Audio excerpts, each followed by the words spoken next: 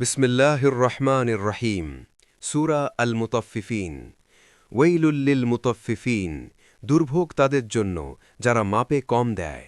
আল্লাযীনা ইযা ইকতালু আলান নাসি ইয়াস্তাউফুন, যারা মানুষের কাছ থেকে মেপে নেওয়ার সময় পূর্ণ মাত্রায় গ্রহণ করে।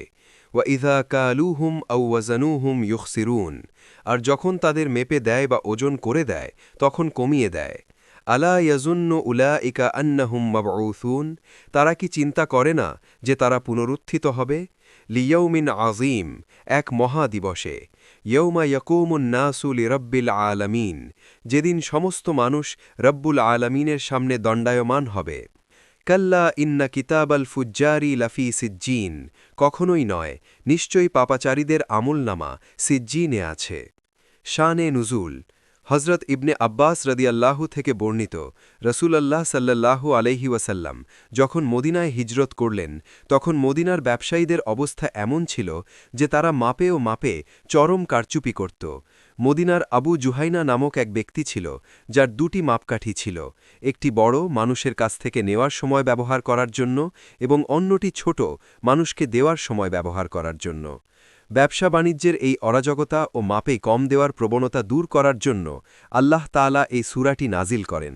সূরাটি নাজিল হওয়ার পর মদিনাবাসী তাদের ব্যবসায়িক নীতি পরিবর্তন করে এবং ইনসাফ কায়েম করে।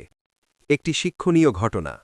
হজরত শুয়াইব আলাইহিসসালামের কওম মাদিয়ানের ধ্বংসের মূল কারণ ছিল দুটি, এক আল্লাহর সাথে শিরক করা এবং অন্যটি মাপে কম দেওয়া।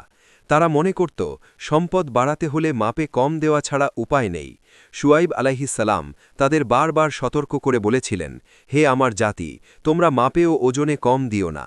কিন্তু তারা তার কথা শোনেনি এবং দম্ভ ভরে বলেছিল যে এটা তাদের ব্যক্তিগত সম্পদ, তারা যেভাবে ইচ্ছা খরচ করবে। পরিণতিতে এক ভয়াবহ ভূমিকম্প ও প্রচণ্ড শব্দে তারা ধ্বংস হয়ে গিয়েছিল। শিক্ষা। এই ঘটনাটি প্রমাণ করে যে মাপে কম দেওয়া কেবল একটি অর্থনৈতিক অপরাধ নয়, বরং এটি একটি জাতির ধ্বংসের কারণও হতে পারে। সততার সাথে ব্যবসা করলে বরকত বৃদ্ধি পায়, আর প্রতারণা করলে সাময়িক লাভ হলেও শেষ পরিণাম ভয়াবহ হয়।